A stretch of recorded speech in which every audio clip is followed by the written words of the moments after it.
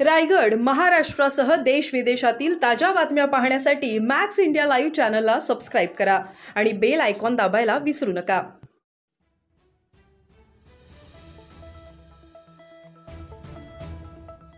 महाड क्रांतीभूमीत धुवाधार पावसात रिपाईचा वर्धापन दिन दणक्यात साजरा। रामदास आठवलेंचे जोशपूर्ण भाषण। रिपब्लिकन पक्ष गाव, जिल्हा, राज्य व देशात मजबूत झाला पाहिजे। रामदास आठवले। महामानव डॉक्टर बाबासाहेब आंबेडकर यांच्या संकल्पनेतील व खुल्या पत्रावरील आधारित रिपब्लिकन पार्टी ऑफ इंडिया या पक्षाचा वर्धापन दिन रायगड जिल्ह्यातील महाडच्या ऐतिहासिक क्रांतीभूमीत चांदे मैदान येथे भर पावसात दणक्यात साजरा झाला।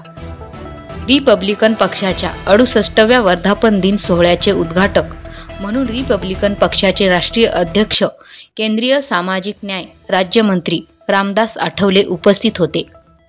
या भव्य वर्धापन दिन सोहळ्यास रायगड कोकण प्रांतासह राज्य व देशाच्या कानाकोपऱ्यातून कार्यकर्ते, आंबेडकर अनुयायी, बहुजन बांधव उपस्थित होते। स्वराज्य भूमी असलेल्या रायगडच्या क्रांतिकारी भूमीतील वर्धापन दिन ऐतिहासिक झाला असल्याचे जिल्हा अध्यक्ष नरेंद्र गायकवाड यांनी सांगितले।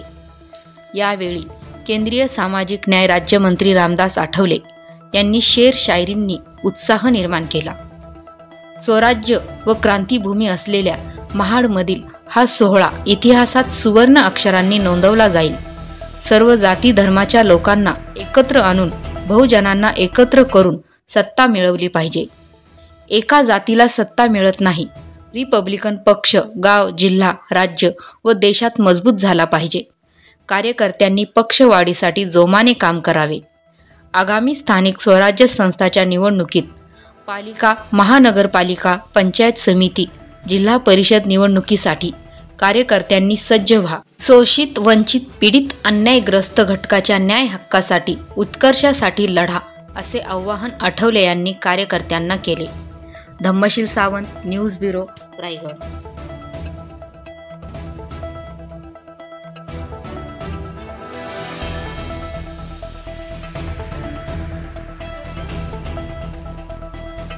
हर राह गरीबों के लिए खुली हो जाती है। हर राह अरे गरीबों के लिए खुली हो जाती है। अरे वो जहाँ जाते हैं वहाँ की फिजा निजी हो जाती है। अरे हमारे रामदास आठवले साहब का नाम, हमारे आठवले साहब का नाम सुनते ही सुनोगा अरे जातिवादियों की पतलूनगिरी हो जाती है, पतलून हो जाती है।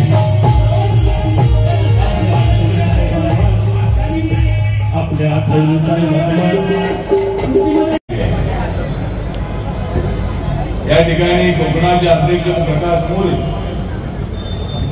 यांची तब्येत बिघडली नाही आहे। नरेंद्र जाधव जिल्ह्याचे अध्यक्ष आहेत, नरेंद्र गायकवाड जिल्ह्याचे अध्यक्ष आहेत, त्यांची सर्व जिल्ह्याचे टीम इथे उपस्थित आहेत। महाराष्ट्राच्या विदर्भ, मराठवाडा, पश्चिम महाराष्ट्र, कोकण, मुंबई, ठाणे या भागातून सगळे कार्यकर्ते उत्साहाने आलेले आहेत। एक तर आपल्या पक्षामध्ये सर्व कार्यकर्ते ऍक्टिव्ह आहेत। किती पाऊस आला तरी खुर्ची खाली राहता कामा नये।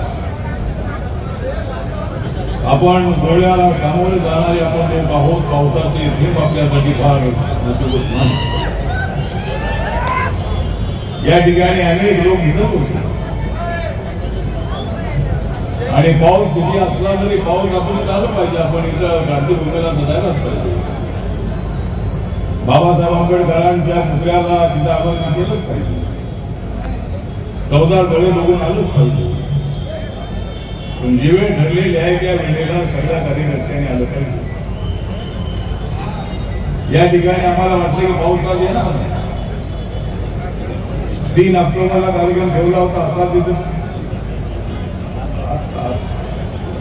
पाऊस होता आणि त्यामुळे 3 ऑक्टोबरची तारीख 3 नोव्हेंबर ठेवण्यात आली। पण पाऊस मात्र अलीकडे अवेळी पाऊस पडतो। शेतकऱ्यांचं फार मोठं नुकसान होतं। कोकणामधल्या अनेक भागा ज्या आहेत त्या भागा उद्ध्वस्त होत आहेत. सर्व महाराष्ट्रभर मोठ्या संख्येनं मराठवाडा, पश्चिम महाराष्ट्र, विदर्भ अनेक जिल्ह्यामध्ये मोठा पाऊस झाला आणि शेतकऱ्यांची अवस्था अत्यंत गंभीर झाली. गावात कष्ट करून आपल्या शेतामध्ये लावलेलं पीक उद्ध्वस्त झालेलं पाहून लोकांचा जो आवाज आहे, त्यांच्या मनामध्ये जो आनंद आहे तो आनंद पूर्णपणे समजून आला. देवेंद्र फडणवीस यांच्या सरकारने 31,000 कोटी रुपये दिली, पण ते अनेक लोकांना दुसऱ्या अशी तक्रार आहे. अधिकाऱ्यांनी लक्ष देण्यात सरकारने पैसे मंजूर केलेले आहेत. भारत सरकारकडून 1314 कोटी रुपये आलेले आहेत. अनेक संस्थांनी सुद्धा मदत झालेली आहे. त्या शेतकऱ्यांचे संसार उभे राहणं अत्यंत आवश्यक आहे. नरेंद्र मोदींचं सरकार हे विकासाच्या दिशेने भरधावपणे पुढे चालले. शेतकऱ्यांना न्याय मिळाला पाहिजे त्यांची भूमिका. सबका साथ सबका विकास का नारा देऊन ते पुढे जात आहे. देवेंद्र फडणवीस यांचं सरकार सुद्धा सर्वांना घेऊन पुढे चाललं, पण या शेतकऱ्यांना न्याय मिळाला पाहिजे. दलितांना, आदिवासींना, ओबीसींना, मराठा समाजाला, धनगर समाजाला, वंजारी समाजाला,